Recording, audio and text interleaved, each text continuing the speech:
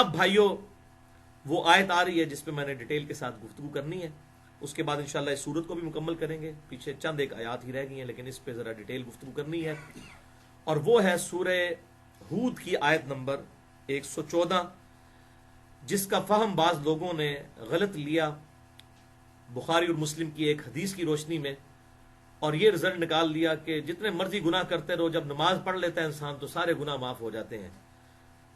اگر کالجز یا یونیورسٹیز کی لڑکے لڑکیاں آپس میں کوئی ڈیٹس کہیں پہ مار لیں تو خیر ہے، یہ تو چھوٹا سا گناہ ہے، نماز اگلی پڑھیں گے تو معاف ہو جائے گا، کیونکہ یہ اس طریقے سے معاملات کرنا ہے تو چھوٹے گناہ ہیں، انہوں نے کون سا اس میں ایک ایکسٹریم پوزیشن تک چلے گئے ہیں۔ تو وہ اس آیت اور اس سے متعلقہ جو بخاری اور مسلم کی حدیث ہے اس سے غلط رزلٹ نکالتے ہیں۔ میں چاہ رہا ہوں کہ اس فتنے کو بھی یہاں پر دفن کیا جائے۔ پہلے یہ آیت پڑھ لیں، سورہ ہود کی آیت نمبر 114،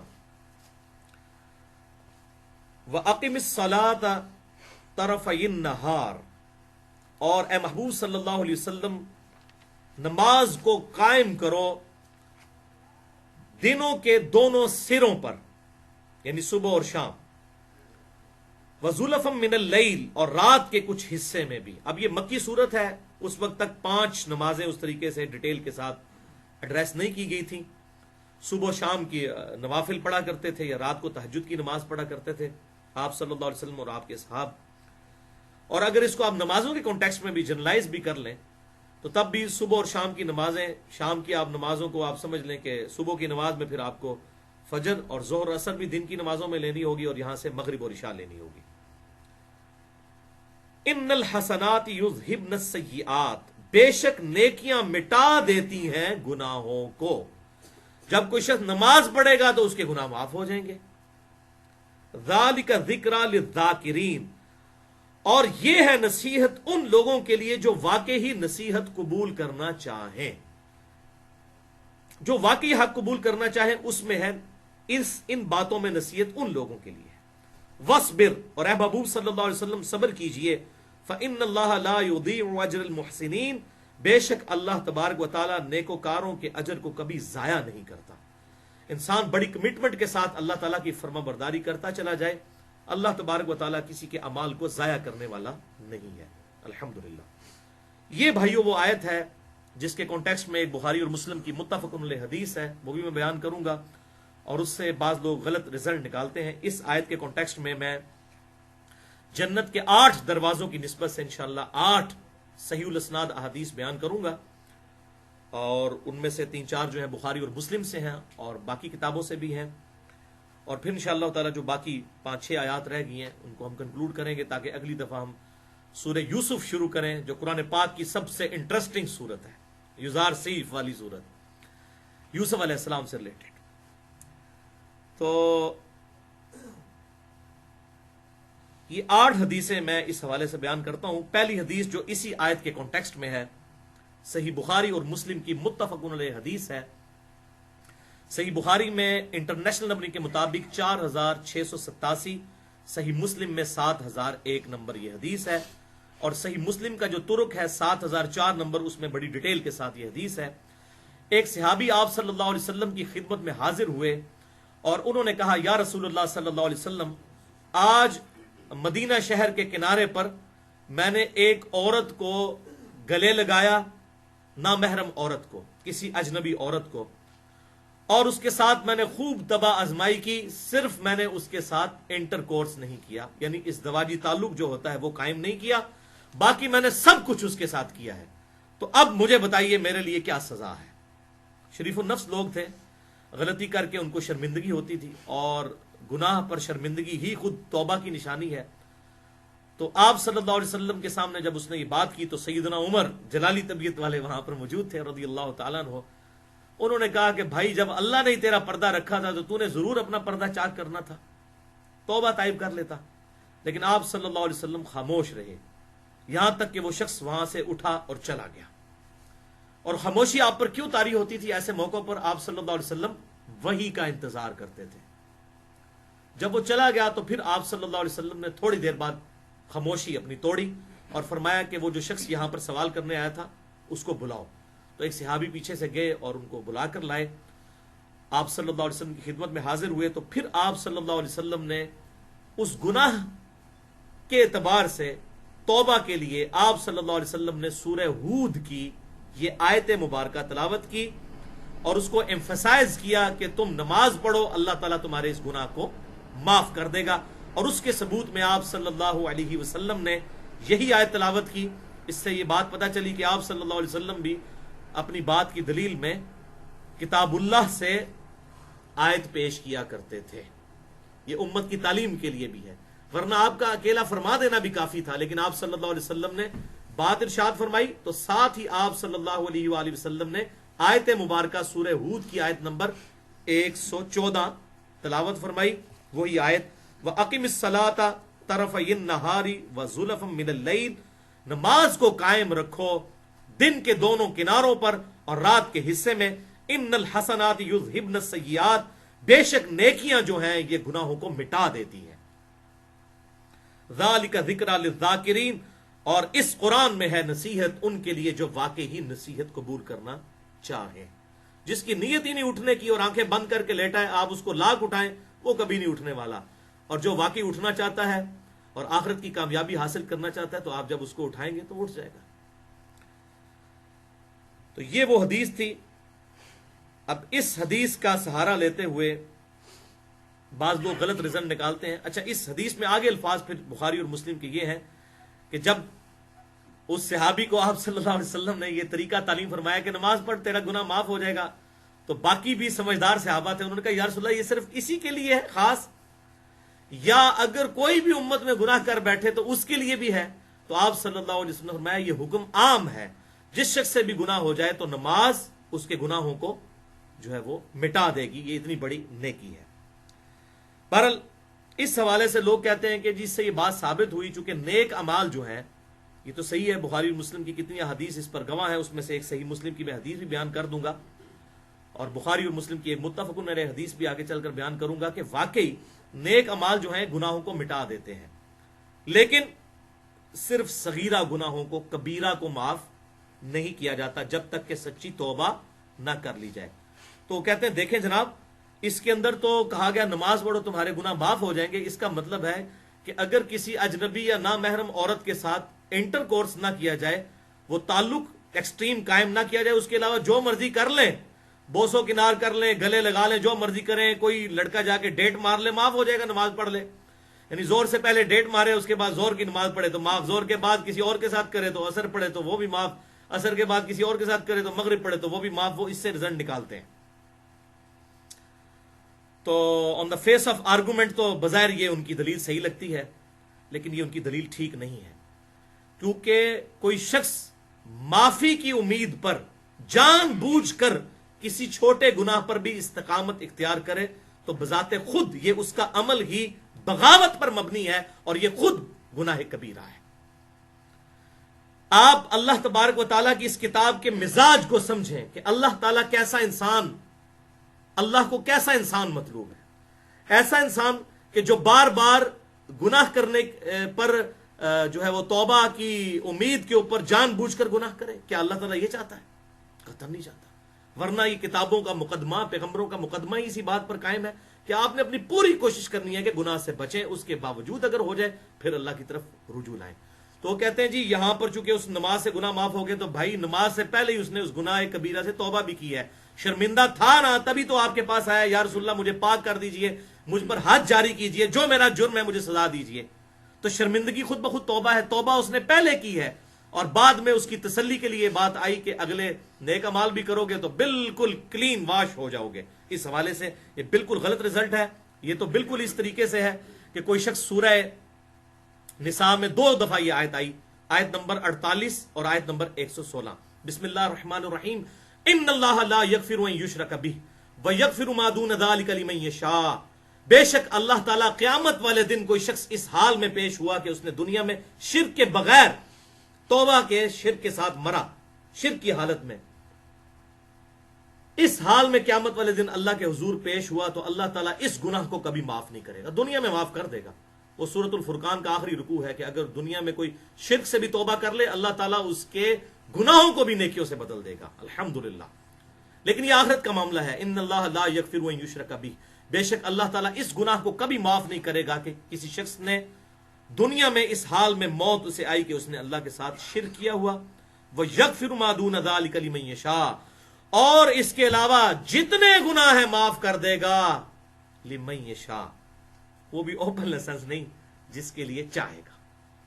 چاہے تو ایک گناہ پہ بھی پکڑ سکتا ہے. سورہ نساء میں آیا نا کہ اگر کسی شخص نے ایک گناہ کیا اور اس گناہ نے اسے جو ہے وہ گھیر لیا تو اس کا بیڑا غرق ہو گیا. اس حوالے سے میں نے بڑی ڈیٹیل گفتگو کی تھی مسئلہ نمبر 18 کے نام سے گناہ کبیرہ اور توبہ کا بیان، جس میں نے قرآن حکیم، صحیح بخاری اور صحیح مسلم کی روشنی میں تقریباً 15 سے 20 گناہ کبیرہ بتائے ہیں جو نمازیں پڑھنے سے بھی معاف نہیں ہوں گے جب تک کہ سچی توبہ نہ کی جائے، اللہ کی طرف رجوع نہ کیا جائے. نمازیں پڑھنے سے چھوٹے گناہ معاف ہوتے ہیں، گناہ کبیرہ شرمندگی کے ساتھ، اور توبوا الی اللہ توبۃ نصوحا، اللہ کی طرف ایسی توبہ کرنے کے ساتھ کہ جو آگے کو نصیحت ہو جائے، جو قرآن پاک میں آیا اس کے ساتھ معاف ہوتے ہیں. تو یہ بالکل غلط رزلٹ ہے. اس کی بنیاد پہ کوئی شخص کہے جی خیر ہے اللہ نے شرک کے علاوہ تو سارے گناہ معاف کر دینا ہے، لہٰذا نماز پڑھنے کی بھی ضرورت نہیں، رزق بھی حرام کھاتے جاؤ، روزہ بھی رکھنے کی ضرورت نہیں، اللہ چاہے گا تو معاف کر دے گا. لیکن اس میں اوپن لائسنس نہیں، لمن یشاء، جس کے لیے چاہے گا. نہیں چاہے گا پکڑ لے گا، اس کو تو کوئی نہیں پوچھ سکتا. سورۃ الانبیاء کی وہ آیت یاد کر لیں کہ اللہ تبارک و تعالیٰ کو کوئی نہیں پوچھ سکتا جو وہ کرتا ہے، اور اللہ کے علاوہ ہر ہستی کو پوچھا جا سکتا ہے کہ اس نے یہ کیوں کیا. جو میں نے مسئلہ تقدیر والے لیکچر میں یہ آیت بار بار اسی پہ میں نے کنکلوڈ کیا تھا، مسئلہ تقدیر. تو یہ بالکل غلط رزلٹ اس حوالے سے نکالا جاتا ہے. اور آج کل اس ماڈرن دور کے اندر جو یہ آزمائش انٹرنیٹ کی شکل میں اور موبائل فونز کی شکل میں، اور یہ جو بڑے بڑے بینرز بےہودہ عورتوں کے یہ موبائل کمپنیوں نے چوراہوں پر لگا دیے ہیں، میں یہ کہتا ہوں یہ اتنی بڑی بے حیائی کا طوفان بدتمیزی ہے کہ اتنی بڑی آزمائش ہے تو صحابہ اکرام کو بھی گزرنا نہیں پڑا. ان پر اور آزمائش آئی قتال کے حوالے سے، لیکن جو بے حیائی کا جو طوفان بدتمیزی جس طریقے سے اس وقت امت کو آزمایا جا رہا ہے، اس کا تو عشر اشیر بھی صحابہ کو نہیں آزمائش میں ڈالا گیا. اس زمانے میں کون اس طریقے سے بڑے بڑے پوسٹر یا گھر تک جو ہے وہ ایسے معاملات پہنچ جاتے ہوں گے. عورتیں بھی تھی تو وہ بھی پردے کے اندر نکلتی تھی. اتنی بڑی آزمائش امت پہ آ پڑی ہے.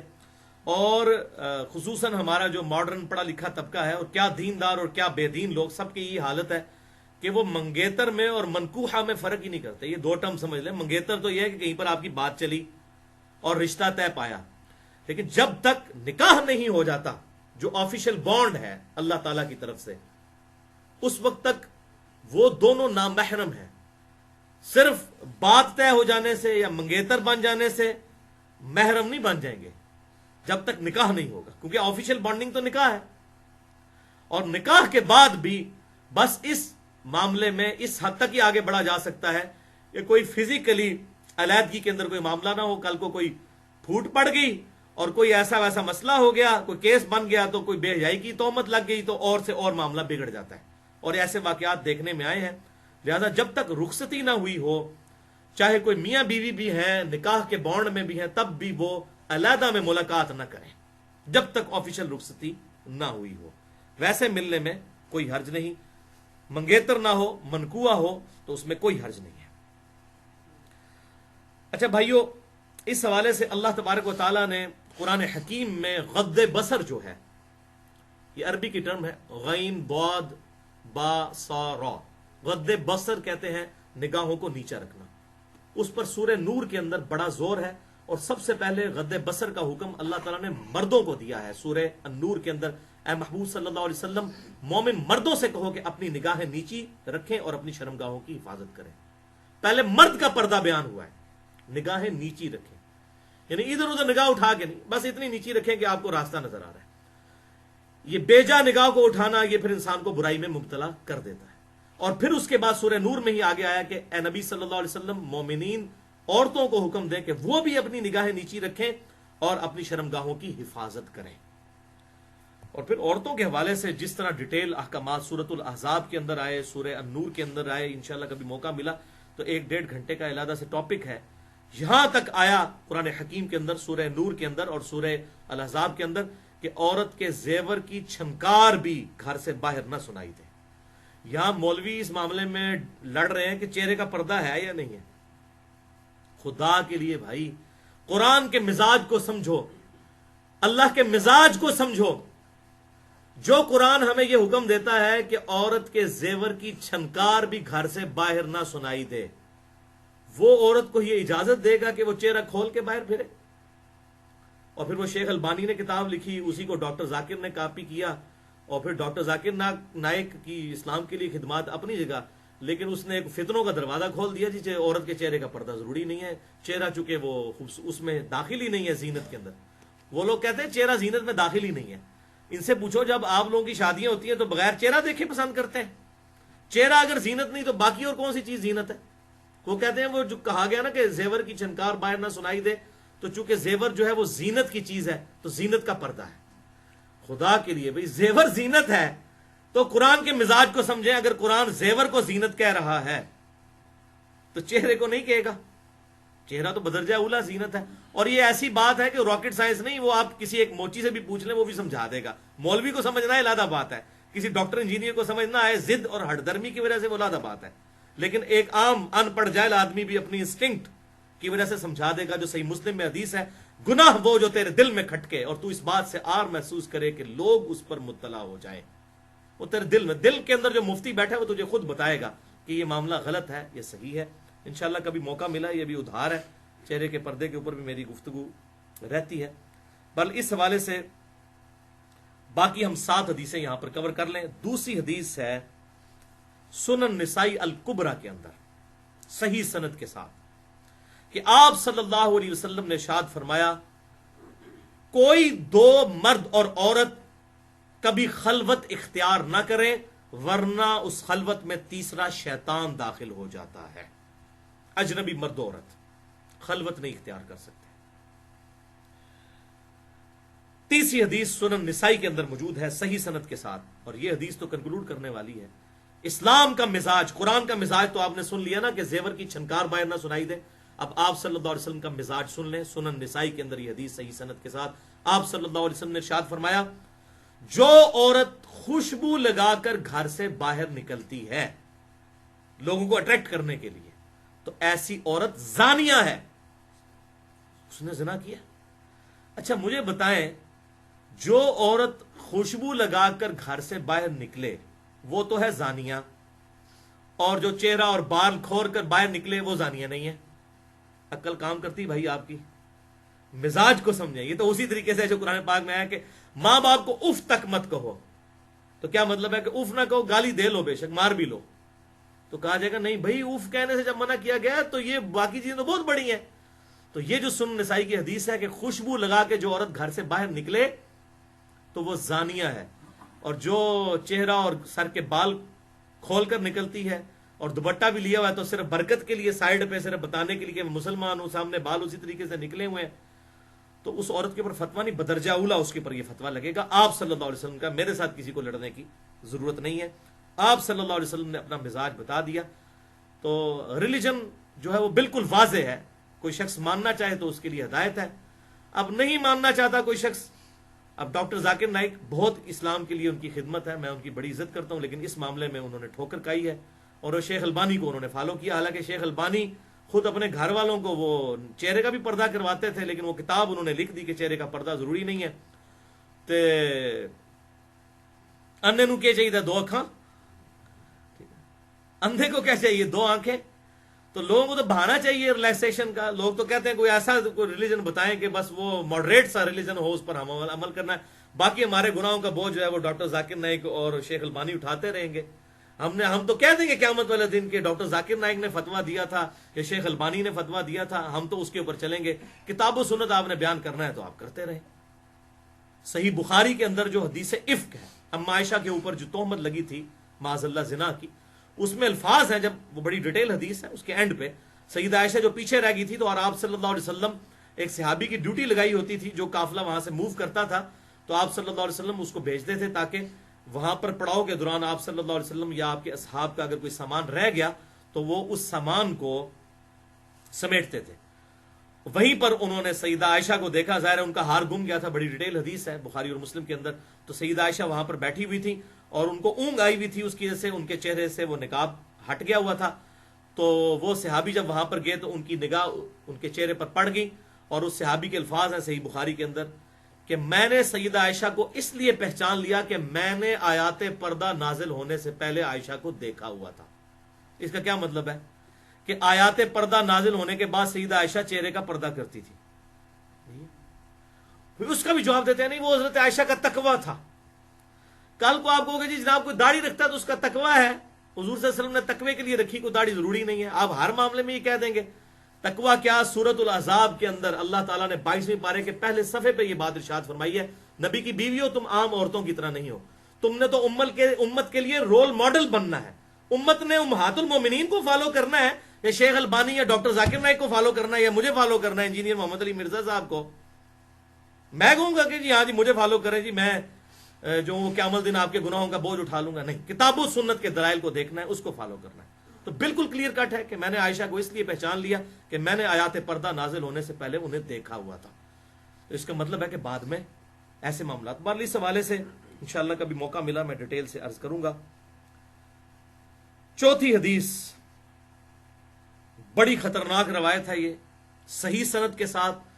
شیخ البانی خود اسے احادیث صحیحہ کے اندر بھی لے کر آئے, اور یہ المعجم الکبیر الطبرانی کے اندر صحیح سند کے ساتھ یہ حدیث موجود ہے. بڑی کریٹیکل حدیث ہے. میں اس کا نمبر بھی بتا دیتا ہوں. جلد 20 ہے اور صفحہ ہے اس کا 212, اور انٹرنیشنل نمبر ہے 486. یہ چھوٹی چھوٹی جلدیں جو مکتبۃ الشاملہ کے اندر موجود ہیں اس اعتبار سے ہے, ورنہ انٹرنیشنل نمبر یاد رکھیں 486 اس کا نمبر ہے. کہ آپ صلی اللہ علیہ وسلم نے ارشاد فرمایا کہ کوئی شخص کسی نامحرم عورت کو ہاتھ لگائے, جسٹ ٹچ کرے. اب وہ حدیث مسلم شریف کی کہ اس نے گلے لگا لیا اور سارا کچھ کیا سوائے انٹر کورس کے, اس کو اب اس سے ریلیٹ کرنا ہے.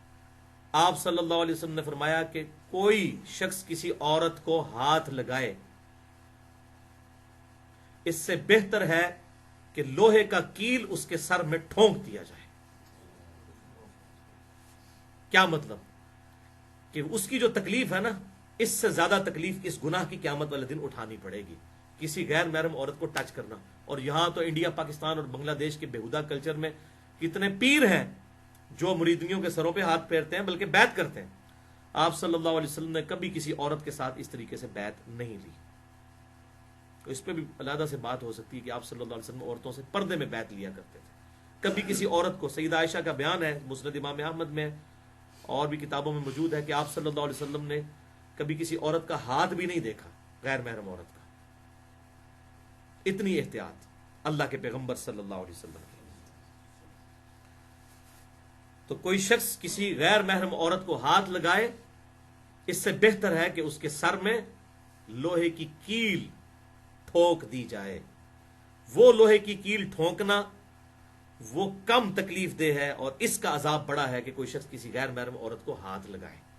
تو یہ کالج اور یونیورسٹیز کے لڑکے اور لڑکیاں جو یہ ڈیٹس مارتے ہیں اور اس طرح کے معاملات کرتے ہیں, اور وہ یہ سمجھتے ہیں کہ شاید یہ کوئی گناہ نہیں ہے. اب اس کو اس حدیث کے ساتھ لیٹ کریں جو بخاری اور مسلم کی میں نے شروع میں بیان کی تھی, تو آپ کو یہ فہم سمجھ آئے گا کہ کسی سے غلطی سے ہو گیا ایک آدھ دفعہ, جسے کہتے ہیں نا جی پہلی نظر معاف ہے, لیکن کوئی شخص پہلی نظر میں ہی گھر چھوڑ کر آئے تو وہ تو معاف نہیں ہے نا. پہلی نظر معاف کا مطلب یہ نہیں ہے کہ آپ نے پہلی دفعہ ایسے کر کے پہلے دیکھنا ہے اس کے بعد نیچے کر لینا ہے, یہ معاف نہیں. پہلی نظر سے مراد ہے اچانک نظر پڑ گئی. ایون کسی شخص کو سر جھکائے ہوئے بھی یہ بات پتہ چل گئی کہ اس طرح کوئی سامنے سے آ رہا ہے, تو اس نے اپنی نگاہ کی حفاظت اسی وقت, اس کی پہلی نظر ہو گئی, دیکھے بغیر ہی ہو گئی. پہلی نظر سے مراد یہ سمجھانے کے لیے ہے کہ معلوم چل جانا, نہ کہ یہ ہے کہ پہلے ایسے کر کے دیکھیں اور پھر ایسے کریں. خدا کے لیے مطلب قرآن اور سنت کے مزاج کو سمجھنے کی کوشش کریں. پانچویں حدیث گناہوں کی توبہ کے حوالے سے اسی کانٹیکسٹ میں بیان کر دیتا ہوں, باقی حدیثیں بھی بخاری اور مسلم کی متفق علیہ حدیث ہے.